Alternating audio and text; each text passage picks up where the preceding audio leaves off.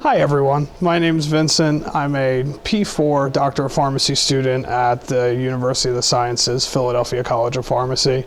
And today I'm going to talk about the opioid overdose and the use of naloxone. So the first question is, what is naloxone? Naloxone is a medication that can reverse the effects of opioids in the body. Opioids are medications like oxycodone, morphine, or hydromorphone. Those are just some examples. There are other ones that are used commonly for pain, but I just want to give a couple examples. Naloxone can rapidly reverse an overdose and stabilize an individual until emergency services can arrive. Products that contain naloxone are readily available at the pharmacy counter without a prescription. If you'd like to obtain a naloxone containing product, speak to your pharmacist, and I have some more information about what allows the pharmacist to give you a prescription, give you naloxone without a prescription later on in the slideshow. So how does naloxone work? Naloxone is a medication known as an opioid antagonist. So what that means is that naloxone blocks the receptors in the brain where opioid medications bind to. And then this blocking action also knocks off the opioid molecules off of the receptors and can stop the opioid molecules from binding to the receptors again. And that stops the overdose because we're eliminating those, not eliminating the opioid molecules, but stopping them from being able to bind to the receptors that they need to bind to. And then this stops the overdose and makes the opioid molecules in the body basically useless for the amount of time that naloxone is present in the body. So when to use naloxone? Naloxone should be used anytime that you suspect a person is overdosing on an opioid medication. Naloxone will not harm patients who are not overdosing, so that's very important. If there's even any doubt that they have overdosed on an opioid medication, you can give naloxone and it won't harm them even if they didn't. So what are the signs of overdose? These are the main ones: labored breathing or snoring. It might even come out more like a gurgling sound because they're having trouble breathing. They'll have blue lips and face and maybe even in the fingertips. And this is just because of the lack of oxygen, so they get a little blue tinge to the skin. Pinpoint pupils, this is a very big sign. So if you come up to somebody and their pupils are really constricted, when you look into their eyes, then that's a sign of overdose. And finally, clammy skin. So that's if the skin's clammy to the touch, the hands, anything like that. So there's 3 naloxone devices that are commonly available. The first one is Narcan nasal spray. These are small plastic sprayers, and there's 2 devices per pack. This is probably the most common one that everyone's probably heard of, and is normally the most common one that we give out, from the pharmacy perspective to patients that request it. The other one available is the pre-filled naloxone syringe with a nasal adapter. It's a glass syringe with a rubber nasal adapter that can screw onto the syringe. This is the most difficult of the 3 options to use, so that's just something to keep in mind. If that is what you end up requesting, it might take some training to understand how to use that device. And then finally, we have the FZO auto injector. This is a 2-pack, and it's a little device that talks to the user and walks them through how to use it. There's actually a voice that comes out of it and goes step by step on how to use it. Yeah, it's very, very expensive. This is the most costly option, even through insurances if you do get it through the pharmacy or something like that.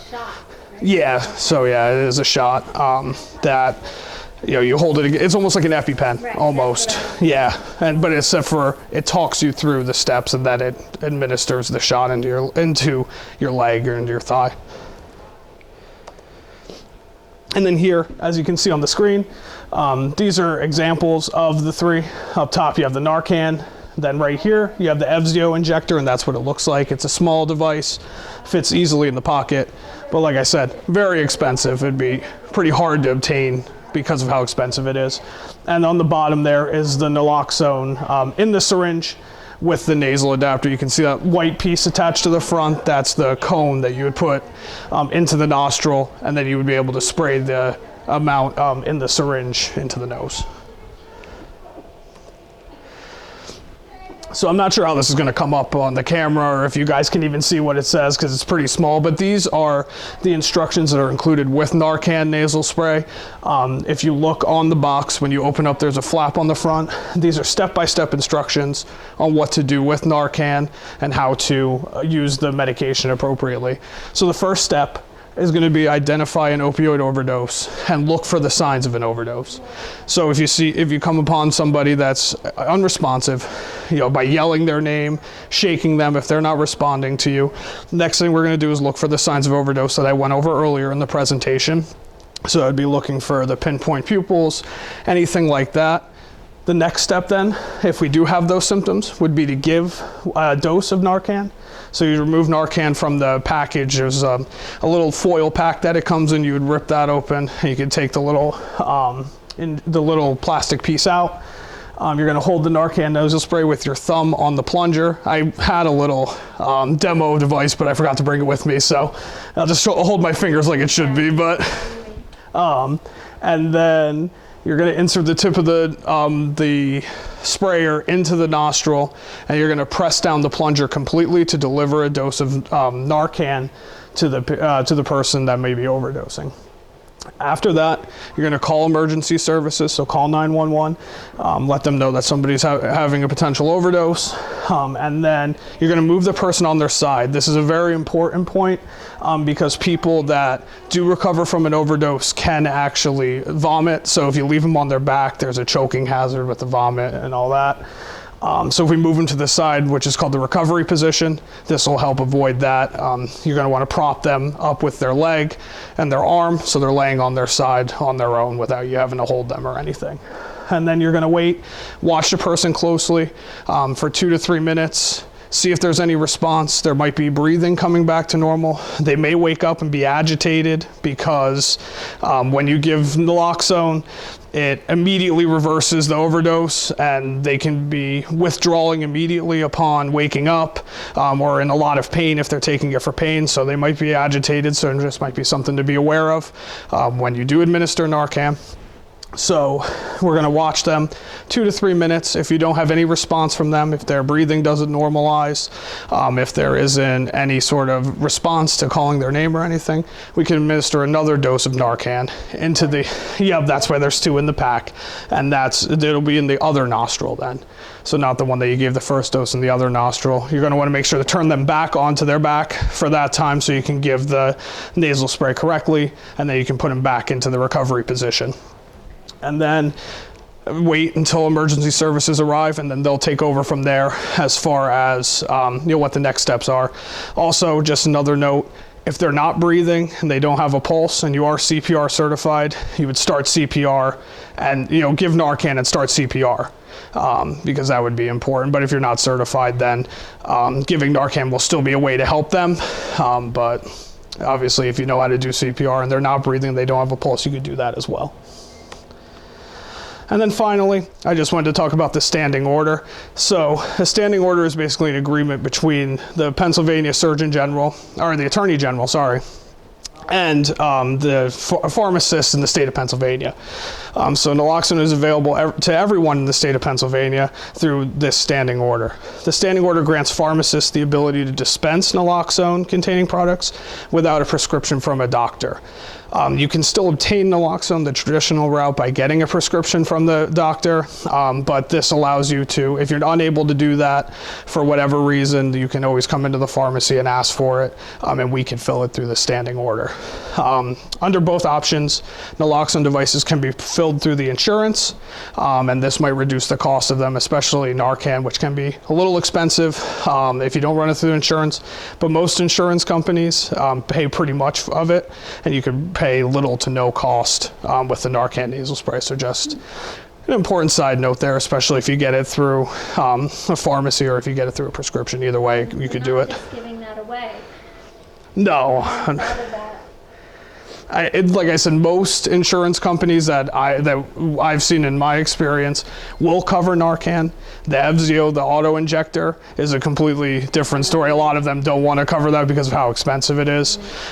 So Narcan's usually the one that I see the most, and that's the one that's most. Carry that. Yeah, a lot of them carry that, or they'll carry the syringes with the nasal adapter on there. Sometimes you'll see giveaway, like Well, they had kiosks in Philadelphia. Yeah, some places. apartments and stuff like that. Yeah.